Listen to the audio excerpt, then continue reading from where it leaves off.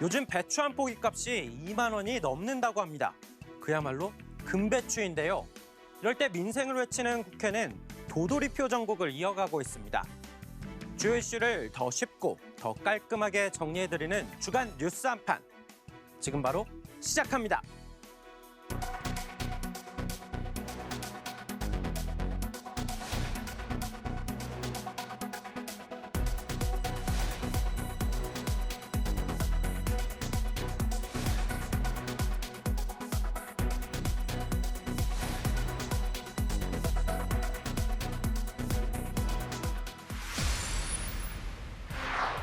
그들만의 리그, 그들이 사는 세상이란 말이 있습니다. 영화와 드라마 제목에서 나온 말인데 요즘은 뜻이 바뀌었는데요. 끼리끼리만 어울려 다른 사람을 배제하고 불평등을 높이는 구조를 가리킵니다. 여기 커뮤니티 앱, 자신이 진짜 의사임을 증명해야 쓸 수 있는데요.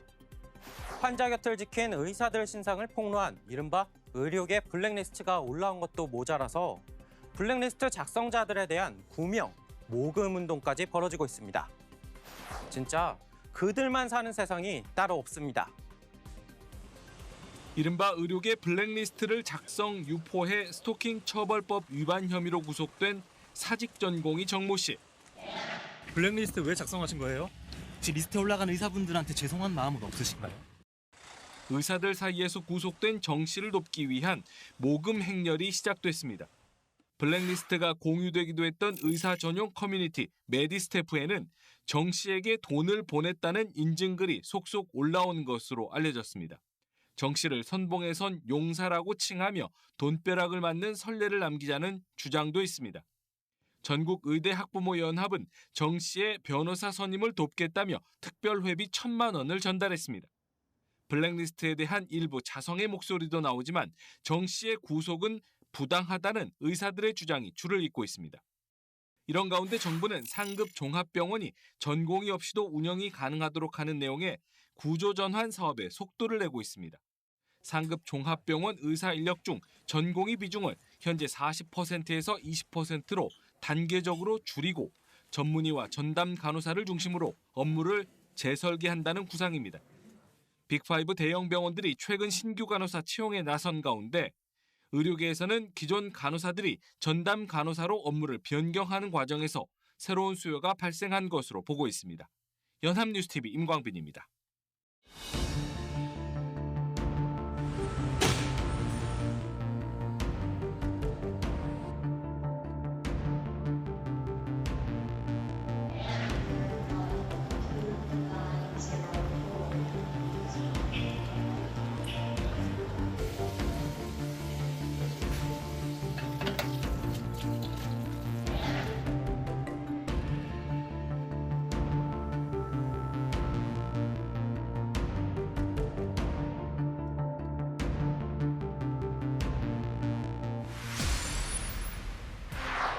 우리나라 스포츠계 주요 인사들이 운동장이 아닌 여의도 국회에 모였습니다. 요즘 모를 수 없는 사람이 있죠. 바로 정몽규 HDC 회장 겸 대한축구협회장도 이 자리에 참석했습니다. 최근 이력을 좀 짚어볼까요? 기업인으로선 아시아나항공 인수철회, 광주 아이파크 붕괴 사고, 체육인으로선 축구대표팀의 2023 아시안컵 우승 실패, 그리고 40년 만에 올림픽 예선 탈락까지. 여기에 최근엔 대표팀 감독 선임 문제 중심에 서 있습니다.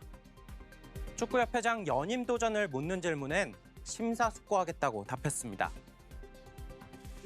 증인으로 출석한 홍명보 감독은 선임 과정이 불공정하거나 특혜가 있다고 생각하지 않는다고 밝혔습니다.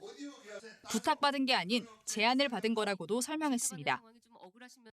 전력강화위원회에서 1순위로 올려놨기 때문에 제가 감독직을 받은 거였습니다. 책임감이나 사명감이 저는 다시는 안 나올 줄 알았는데 이임생 위원장님 면담 후에 또 그게 나와서 제가 그렇게 결정을 했습니다.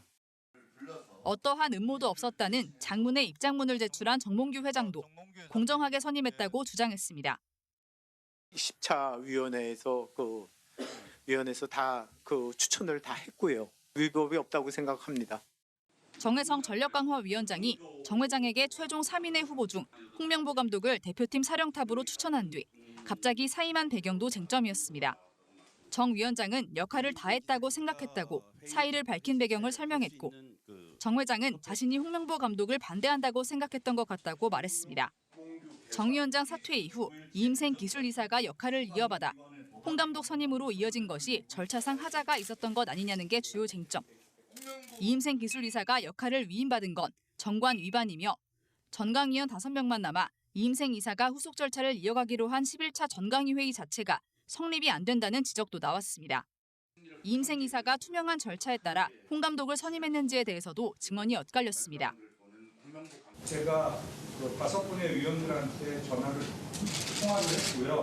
그다음에 제가 동의를 구하는 이야기는 나눴지만 제가 느끼기에는 통보에 그중에 후보에 대해서는 이야기를 하시지 않았고 문체부는 10월 2일 축구협회에 대한 감사 결과를 발표할 예정이며 잘못된 점이 드러났을 땐 감독 거취에 대해 축구협회가 결정해야 할 것이라고 밝혔습니다. 연합뉴스 TV 정주희입니다. 이번 국회 현안 질의에서 빠질 수 없는 이야기가 또 있습니다. 파리올림픽 금메달리스트 안세영 선수의 작심 발언으로 논란이 된 배드민턴협회인데요. 물집 초성이가 된 안세영 선수의 발사진이 공개돼 충격을 줬습니다. 김택규 협회장은 후원사 물품을 강제로 쓰게 하는 계약과 규정을 바꾸겠다고 밝혔는데요. 작년 2월부터 건의가 나왔던 건데 묵살하다가 이제서야 시정을 약속한 겁니다. 이른바 페이백 의혹과 관련해선 사퇴 촉구 목소리도 뿜어져 나왔습니다. 김 협회장은 페이백이 아닌 후원 물품이었다며 물의를 일으킨 것은 송구하다고 밝혔습니다. 노동당 조직원이라고 되어 있고 고발장을 접수하겠답니다. 그에도 불구하고 한국 경영을 위주로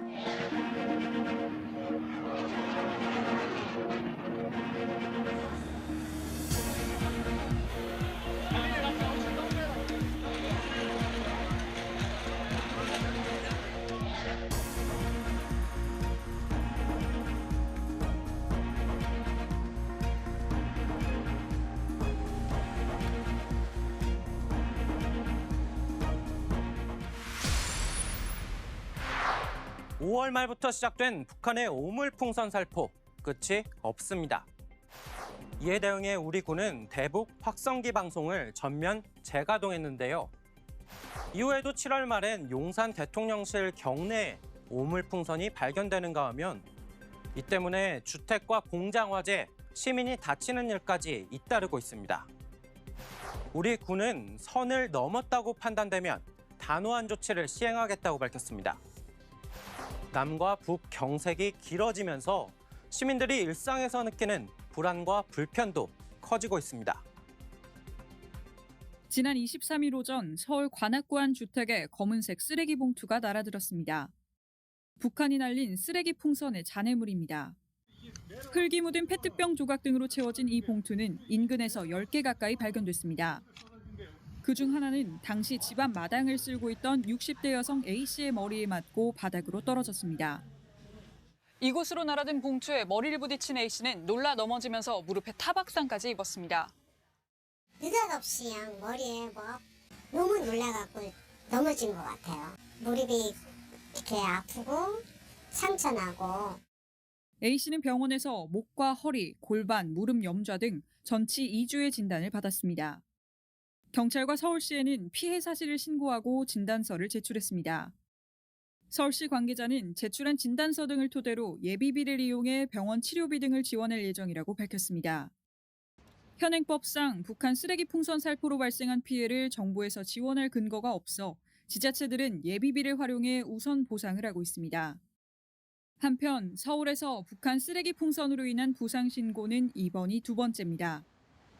지난 7월 강서구에서는 자전거를 타고 가던 한 시민이 쓰레기 풍선에 맞아 오른팔에 타박상을 입었습니다. 연합뉴스 TV 최진경입니다.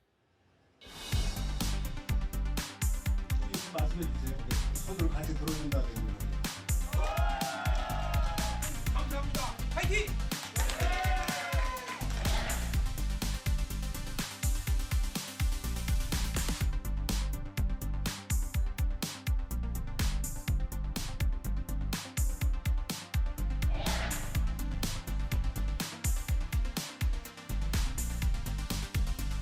여름 봐서 완전히 망해버렸지.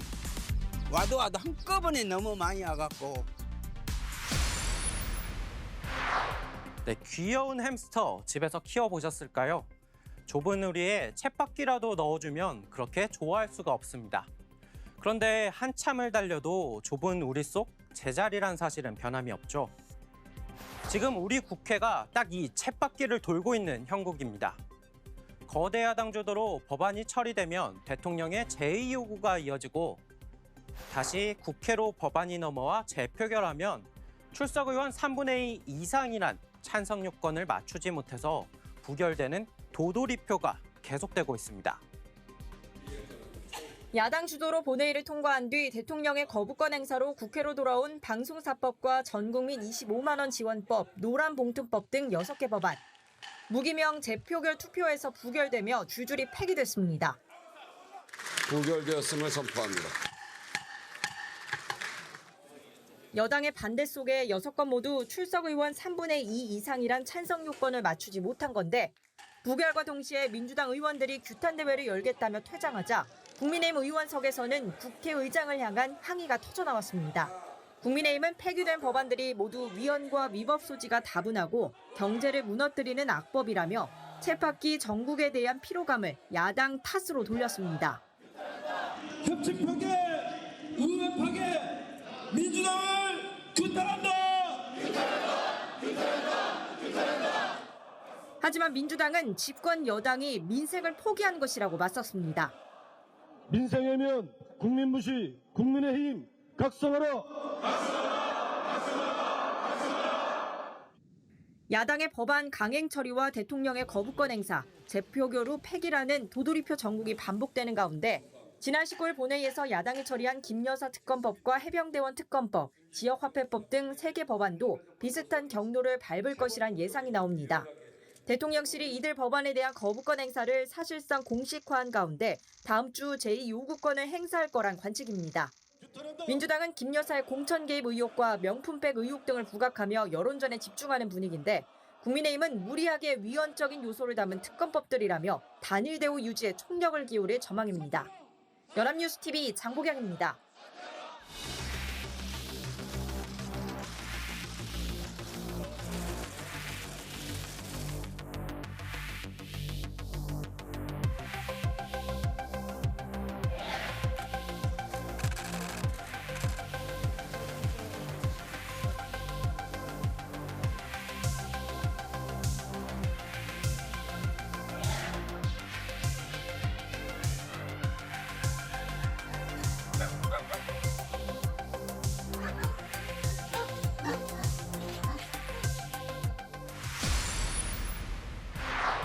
평범한 일상을 누리는 게 너무 당연하게 생각되지만 우리나라는 전쟁이 끝나지 않고 멈춰있는 휴전국가입니다. 지난해 우리나라 국방비는 57조 원이 넘었는데요. 정부 재정, 그러니까 정부가 쓴 돈의 13%가량입니다. 전쟁이 없는 나라였다면 이 큰 돈 다른 곳에 쓸 수 있었겠죠. 미국 대선을 코앞에 두고 북한 도발이 관측되는 가운데 미국에선 우리나라가 국방비를 더 올려야 한다는 주장이 나왔습니다. 지난해 우리나라 국내 총생산이 약 2,200조 원 정도였는데 여기에 3.5% 수준인 80조 원가량을 국방비로 쓰라는 말입니다.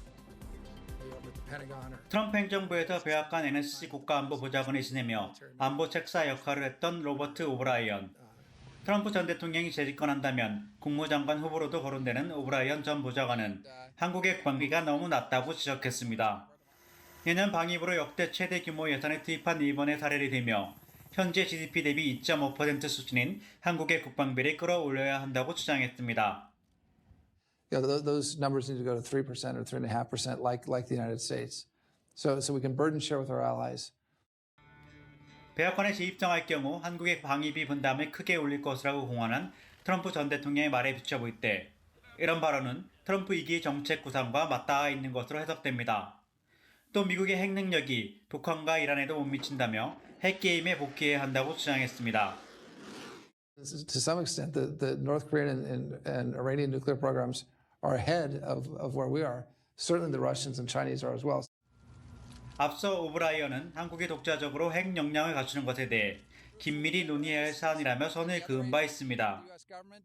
미 싱크탱크 전략국제문제연구소는 보고서를 통해 트럼프 2기가 열린다면 한국과 무역협정을 개정하고 방위비 인상을 요구할 수 있다고 전망했습니다. 워싱턴에서 연합뉴스 강병철입니다.